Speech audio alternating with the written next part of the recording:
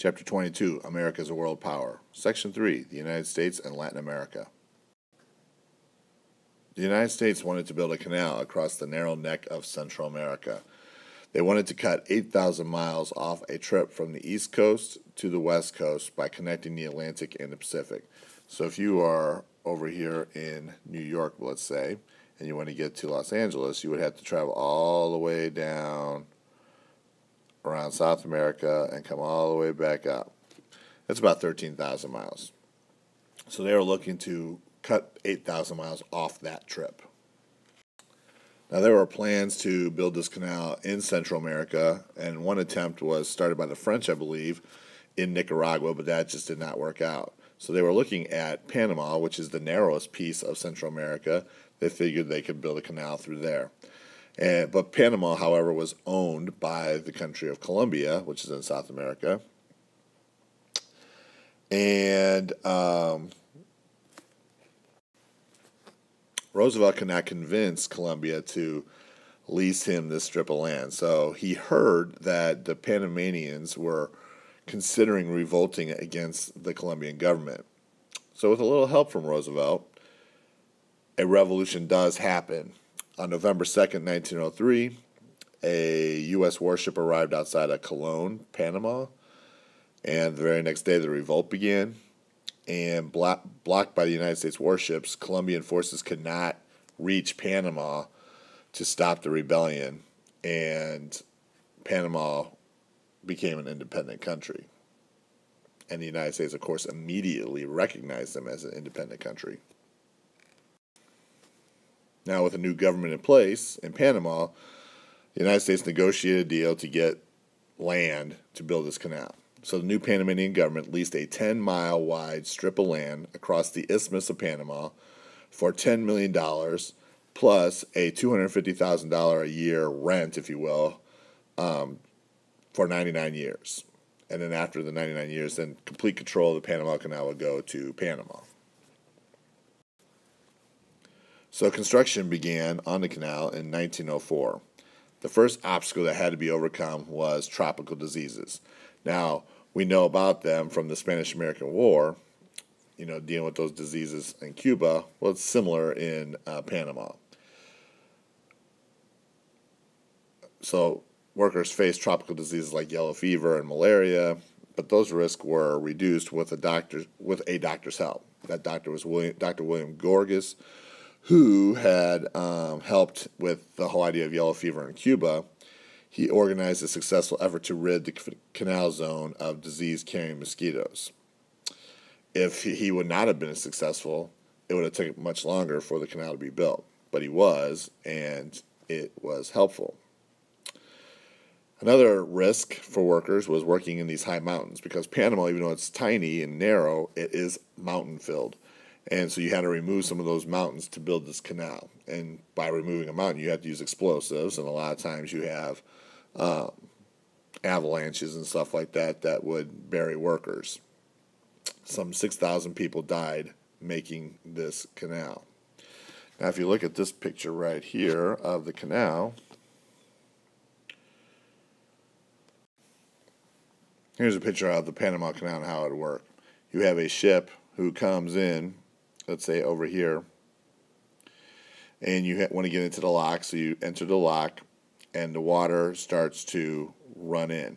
So the water would start to fill up, your ship rises, and then you're able to sail. The lock will open up, and you would sail across the canal until you get to another lock. Let's say you're on the other side, and once lower, then water would start to drain, and your ship lowers down until you get completely down, and you're able to sail out. That's the general gist of the Panama Canal.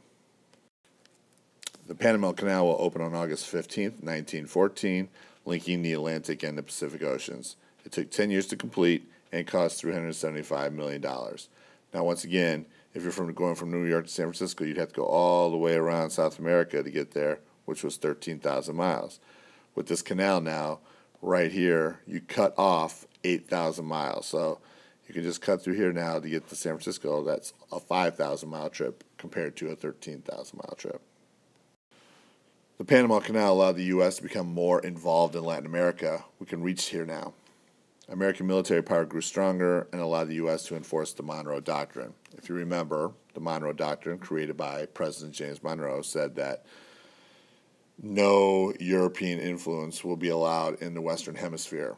The Western Hemisphere is basically North and South America, so the United States will kind of govern that area.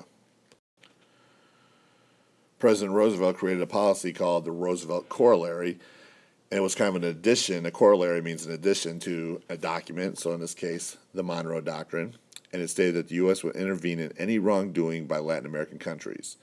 This is brought up because Venezuela had owed money to places like Germany, and Germany wanted to collect, and so they would send their Navy down there to go collect, and the United States intervened.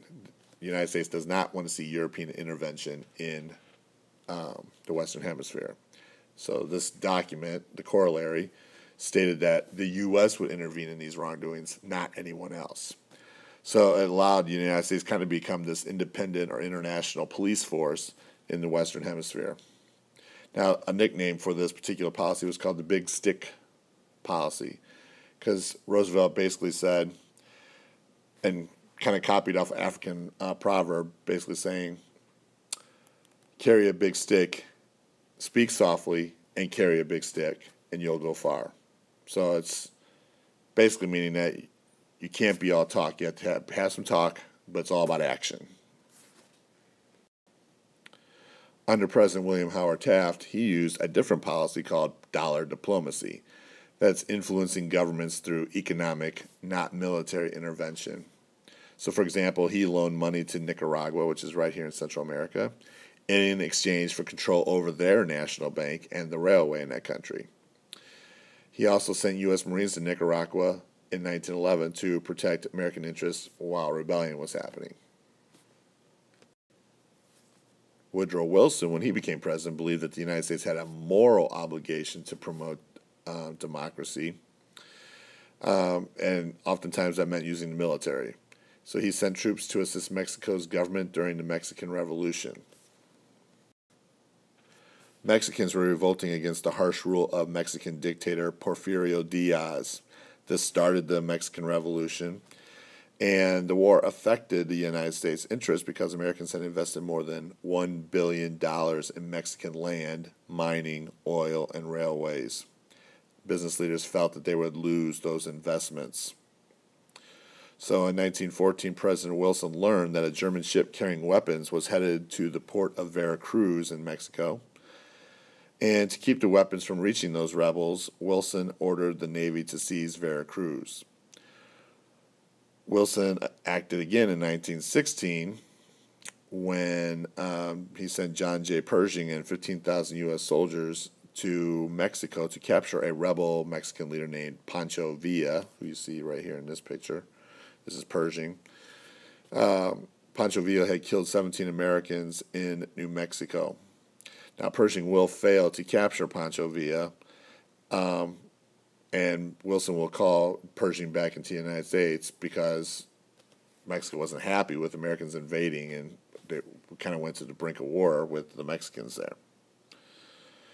In 1917, a new constitution brought order to Mexico, and U.S. interests were saved, if you will. That is the end of Section 3.